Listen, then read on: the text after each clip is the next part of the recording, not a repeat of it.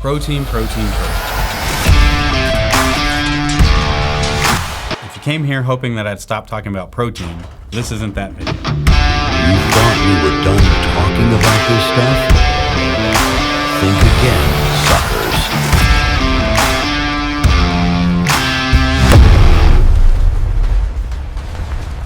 Protein is still dominating the nutrition world, and I'm sure patients get tired of my repeated questioning. Did you get your protein in? How much protein are you eating? You should probably get a little bit more protein than what you're getting. So let's talk about why the hype exists, why protein actually matters, why eating too much protein usually isn't the problem people think it is, especially as we age. All right, Landon, hit the disclaimer.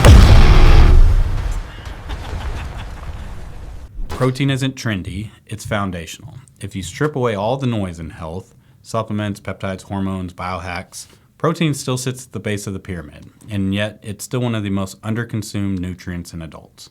Most people think they eat enough protein, and when they track it, they're at like 60 to 80 grams per day. For an adult trying to feel better, maintain muscle, lose fat, age well, recover from training, or improve metabolic health, that's usually not enough. But I get enough based off the nutrition labels in the back. The protein shake in the morning I get says that's 50% alone. And that is where a lot of the confusion comes from. The nutrition label on the back is what is called the Recommended Daily Allowance, or RDA.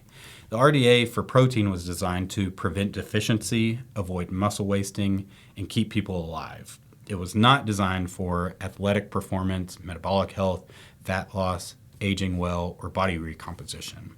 The RDA answers the question, what's the least amount of protein a human can eat without falling apart? It does not answer, what does a healthy, active adult need to thrive and optimize? So when people say, I'm hitting the RDA, that's like saying, I'm getting enough sleep to not crash my car. We're aiming a lot higher than survival. Yes, protein builds muscle, but that's only part of the story. Protein is required for muscle maintenance and repair, hormones and signaling molecules, neurotransmitters like dopamine, serotonin, immune function, enzymes that drive metabolism, skin, hair, nails, connective tissue, recovery from physical and mental stress. Protein is going to work synergistically with your weight loss meds to keep you fuller longer. If you are training, dieting, stressed, sleeping poorly, aging, or on medications like GLP-1s or testosterone, your protein needs go up, not down. And so protein can help provide us a metabolic insurance. Muscle isn't just for aesthetics. Muscle is a glucose sink, a metabolic buffer, and it is a protective tissue as we age. Loss of muscle is directly linked to insulin resistance, frailty, falls, loss of independence, worse outcomes with illness, and you don't accidentally keep muscle as you age. You have to support it intentionally. And protein is the raw material for muscle metabolism. So let's talk about anabolic resistance. This is the aging protein problem that no one talks about. As we age, our muscles become less sensitive to protein. This is called anabolic resistance. Protein still works, but the signal is weaker. When you're younger, smaller amounts of protein stimulate muscle growth easily. As you get into your 30s, 40s, and beyond, muscle protein synthesis becomes less efficient. Recovery slows, and the on switch for muscle is harder to flip. So when someone says, I eat like I always have, that's the problem. Your physiology has changed, even if your habits haven't. Aging adults need more protein, not less. After about 30 to 40, muscle loss accelerates if nothing is done. Inactivity causes faster atrophy. Body composition worsens even if weight stays the same. So that protein intake that was fine at 25 is insufficient at 45. Per protein meal suddenly matters. With anabolic resistance, it's not just total, it's per meal dose, just so that you can get it in. The total does matter, but it's hard to get all of your protein in one sitting. And so for most adults over 40, 25 to 40 grams of protein per meal is needed. Smaller amounts may not trigger meaningful muscle protein synthesis. And so this is why coffee and toast for breakfast, salad with a few ounces of chicken for lunch, and a normal dinner looks healthy, but quietly leads to muscle loss over time.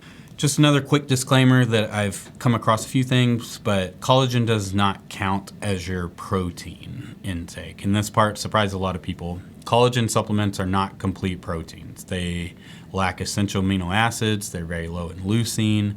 They do not stimulate muscle protein synthesis. So if a label says 20 grams of collagen protein, that does not equal 20 grams of dietary protein for muscle, metabolism, or recovery. Collagen is great for joint, skin, connective tissue. Just don't count it towards your daily protein goal. If you take collagen, think of it as a supplement, not your protein source. And so that kind of hinted that it's low in leucine. Leucine is the ignition key. Leucine is the amino acid that flips the muscle on switch. As we age, muscle becomes less sensitive to leucine, which means protein quality matters more. And so animal proteins, whey protein, egg, high quality blends, they all work together. And protein powders can be useful tools. They're not shortcuts. They have good amino acid profiles, and they taste much better these days. Way better than the chalk that I've drank way back when, and you had to stomach them down. Again, this isn't bro science. This is actual physiology. So protein and weight loss. Protein is critical for fat loss because it increases satiety, meaning it makes you more full. It stabilizes blood sugar. It has a higher thermic effect of food, meaning it takes more energy to digest protein than carbs. It also protects muscle during calorie deficit. This is especially important for people that are on a diet, using GLP-1 medications, are under stress, are training regularly.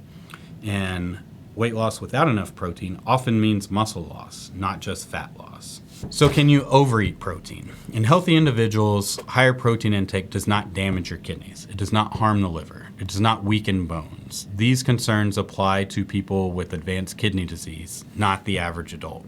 If labs are normal, protein is not the problem. So what happens if you eat too much protein? Honestly, you just get full. You tend to eat less junk calories. Fat gain is much less likely to happen from protein overconsumption than carbs or fats. Digestion may adjust briefly and it may be hard to digest, but protein overall is inefficient to overeat. If fat gain happens, it's usually a total calorie issue, not a protein overconsumption issue. And so when is the ideal time to get protein? Realistically, you don't need perfect timing. You just need total adequate daily protein, proteins spread across meals, and enough protein per meal to overcome anabolic resistance. So 3 to 4 solid protein containing meals per day covers most people. You can get it all in one meal if you're intermittent faster, and you can get 150, 200 grams in a single setting. I just think it's more effective to spread that out throughout the day, and you're just gonna feel more comfortable throughout your day overall. Why I keep sounding like a broken record is because protein fixes problems upstream in terms of low energy, poor recovery, muscle loss, metabolic slowdown, accelerated aging. Protein doesn't fix everything, but nothing works well without it. Hormones don't work as well, training doesn't work as well, fat loss doesn't behave. And so the bottom line with all this is the RDA keeps you alive. That's not to keep you thriving. Protein helps you thrive. Protein isn't dangerous, it's not overhyped. It's just boringly effective and becomes more important with age. So yes, I'll keep asking, how much protein are you getting in a day?